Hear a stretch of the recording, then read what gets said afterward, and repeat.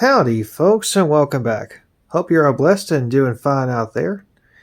Well, for today's video, I present to you Caboose. Now, I'll be covering what I know about the history of the Caboose, and we'll be looking at a variety that were in service on freight trains in America. Now, I'm not as detail-oriented as a lot of people are, so there are plenty of videos on YouTube to go check out. I recommend the one that was put up by Marshall Publishing, Amtrak Guy 365, and History in the Dark. They're a bit more detailed than I am about the history of this particular piece of railroad history. Anyway, let's take a look and see what this one has to offer. So, the Caboose, well, the word itself has a bit of a history to it. It was derived from a German word meaning a cabin in a ship and was translated different times, and eventually the English translation became, well, caboose, which actually makes sense. Now, the first use of something in this manner on the railroad was back in the 1800s, when a brakeman riding in a boxcar couldn't see the front of the train. So, to solve his problem, he cut a hole in the top and sat on some crates and had a barrel as his desk. It was easier to monitor trains that way. He suggested they had an upper portion of the car so he could see from the front, or from the back to the front, I should say. And thus the design of the caboose was born. There are a variety of caboose designs to choose from, and a variety of paint schemes have been used over the years on the caboose. And I'll point them out as we come to them. Classics. The caboose was basically the train's office. They would monitor braking and other things from there that the engineer could not see. Things like hot boxes, maybe equipment hanging out and dragging and stuff like that. They would put marker lights on the end that were first powered by oil and then eventually electricity. It also had living quarters on there and sometimes came with a restroom that had a shower and a bathroom and a toilet and a sink. There was a stove to keep warm and places to sleep as well. Although there was one problem with the caboose. With all slack action, sometimes it would knock the train crews out of the top and onto the floor below. When this was put on the caboose, it was first called the Crow's Nest, but the name was soon changed to what we know as the cupola. This tower on top was actually better for visibility down the tracks. They had what was called a drover caboose, which was used for livestock trains. There was also the bay window caboose, the woodside caboose like this, and the extended vision caboose. The bay window was for higher freight cars, but also East Coast railroads because of how low a lot of the bridges and tunnels were, which makes sense. Every railway company in America used these. In England, they called them brake vans or guards vans. The engineer could often signal the brakeman to get out of the caboose and climb on top of the train and turn the brakes to stop the train on top of the freight cars. A dangerous, dangerous job. Thankfully, when George Westinghouse invented the air brake, train stopping was a lot safer. Sorry if I can't talk straight, guys. Yeah, there's a journal box right there. And there's what the inside looks like. It was basically just a small apartment on the rails. People would take turns working shifts, and sometimes they had more than 2 people on board. It could also be used as, well, basically a bus on rails for different crew members to ride on. Another caboose that might not be shown is a bobber caboose, a small 4-wheel caboose which bobbed or swayed as the train rolled down the tracks with it. It was fun to sit at a crossing and watch the freight trains go by and wave to the engineer, wave to the brakeman, and wave to the conductor and brakeman in the caboose. But now you don't see that anymore. Now here's a practice you don't see much either. He's sending him train orders on the train order stick.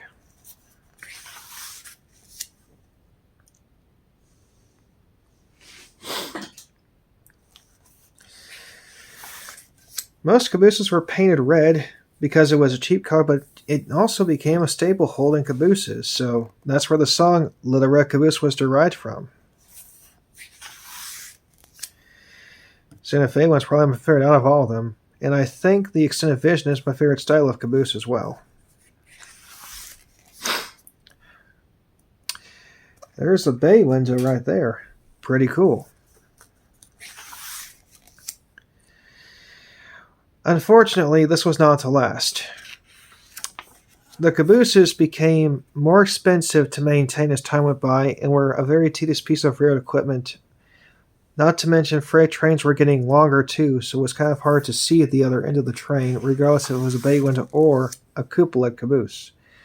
Now, some cabooses even had both, if you can believe that. And of course, they had windshield wipers. The last cabooses in use on the rails in America were back in the 1990s. The Florida East Coast did an experiment with a small electronic device to put on the back of the train to monitor the train system to send signals to the engineer in the cab of the locomotive. Unfortunately, it was successful. During this time, a new caboose was about $80,000. The device was only $4,500. Yeah, they went for the cheaper option instead. There's a porthole caboose from the Pennsylvania Railroad. A very interesting looking one. So with that said, the cabooses were basically slowly phased out, and the new device, known as an EOT or FRED, EOT stands for in the train device and flashing room device, now serves the purpose of the caboose. It's a computer doing the job of the engineers, brakemen, and firemen who would be, or brakemen who would be in the back. Why can't I talk? I don't know. But all is not lost. Some cabooses are still in use today on the rails, if you can believe that. You just have to know where to find them. Some are used on short-line railroads. Some are used on tourist roads. Some are museums. Some have even been turned into homes to live in, hotel rooms, or even food stands. And you can find them in any gauge you want and model rating. Some are even run on special trains where you have an engine pulling about 10 to 20 different cabooses, which makes a very interesting looking consist.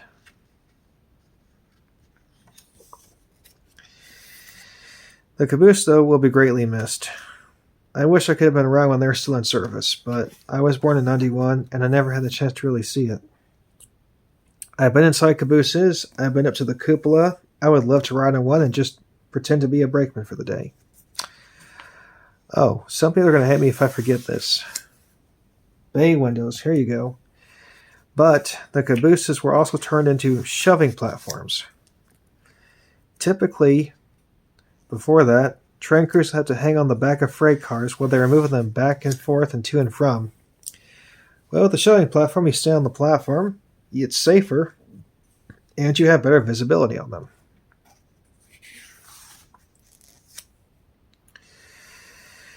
The caboose will be remembered as a cool piece of railroad history that did its job well, serving freight trains all over the country. And like I said, it's still around today. Whether it's in use on the rails or being used as an office or a home or something, it's still in one piece for the most part. I wish I had one in my backyard. I would make it my man cave and just get away from everything and relax in it. Yeah. The closest cabooses to me in the DFW Metroplex. There is one in Dallas on the Katy Trail. There's one in Grapevine by the depot in the old Foreman House. It's a transfer caboose, which is a bay window but has smaller platforms. It was used for small yard moves. It used to be a part of the mill pack.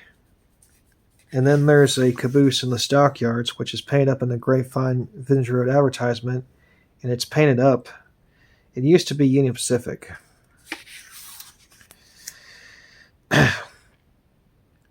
If you see a caboose in use today, and it's being used in its proper manner, you're very lucky. They were pretty cool, and they still are today.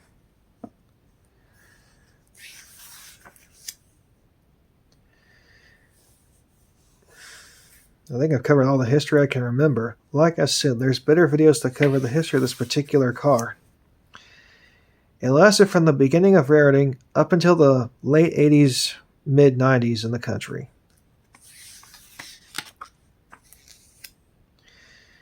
$80,000 is probably equivalent to about maybe $150,000 in today's money. So they're still expensive even today.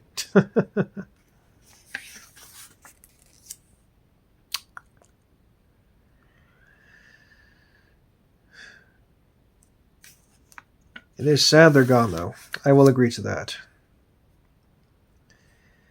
Even when I run my modern freight cars, I still have a caboose at the end. I don't want to have a Fred. It's just me. Conrail, Norfolk Southern, and BNSF even had cabooses for a time. And apparently CSX did too. I've seen models of them, and I thought they were fictional. Did my research? No. They were real-life counterparts too.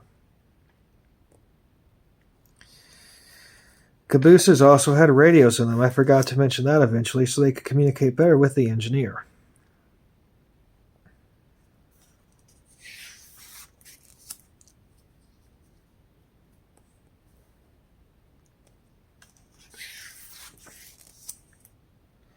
There's a transfer caboose right there to give you an idea of how small it is.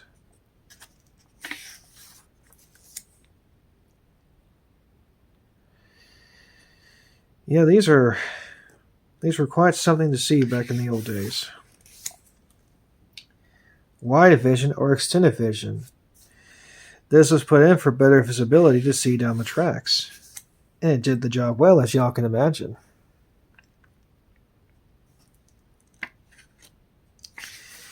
If I had a railroad, and it was a short line, give or take, or something like that, I would have a caboose on the end. No Freds.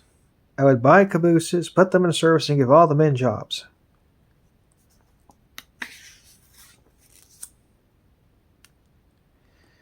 Yeah, if only.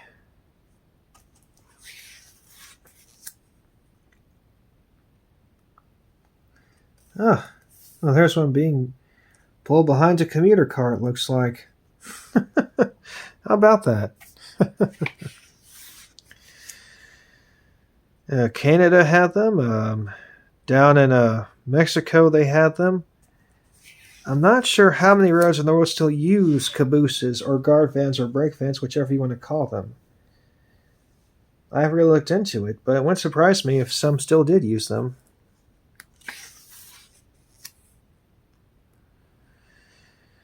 I have one of these in HO. Pretty cool.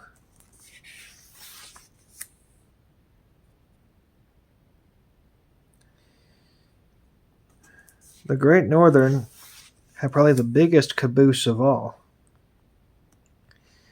They had one really big one placed on a flat car. The Cotton Belt put a cupola on some of their passenger cars, and they were used basically for bigger, transportation. They had a cupola on top with a passenger car body down below, so I guess they could carry more executives or something.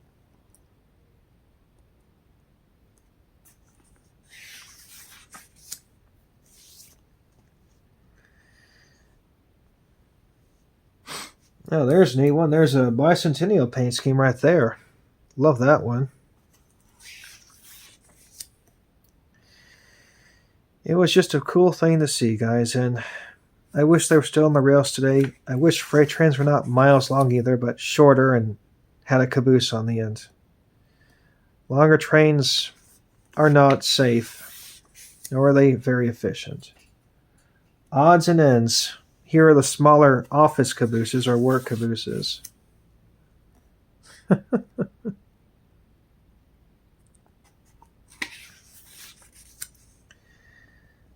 Lehigh, New England. There's a bobber caboose right there. Tiny little thing, isn't it?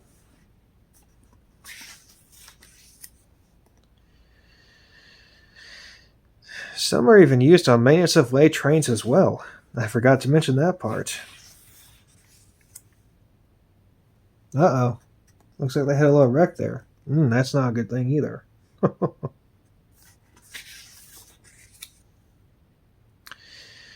It bobbed or swayed down the rails, supposedly, and that's how it got the name bobber caboose. I guess it wasn't as heavy set in the middle like regular cars are. Typically, on any kind of piece of rolling stock, rail car, or locomotive, the weight is focused on the center to keep it level down the tracks.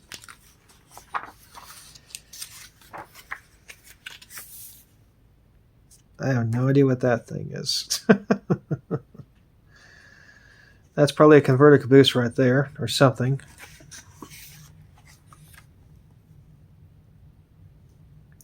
Yeah, there's the inside. Pretty neat looking.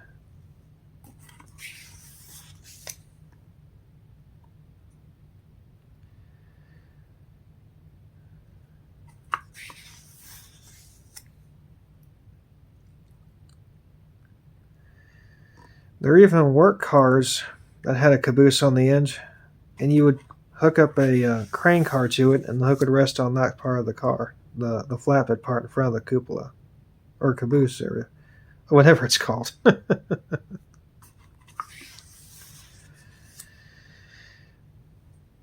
I'm glad I are preserved.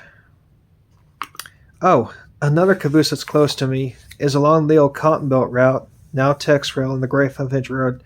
It's over in Colleyville next to one of the first bathhouses built, or rooming houses I meant to say, that was built in Colleyville. Why can't I talk? I'm starting again. Blah, blah, blah. Why did I do that? I don't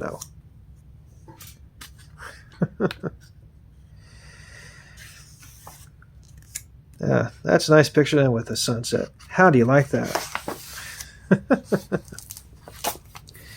And there you have it. What a very interesting book and an interesting history about the cabooses. Hope you guys enjoyed that.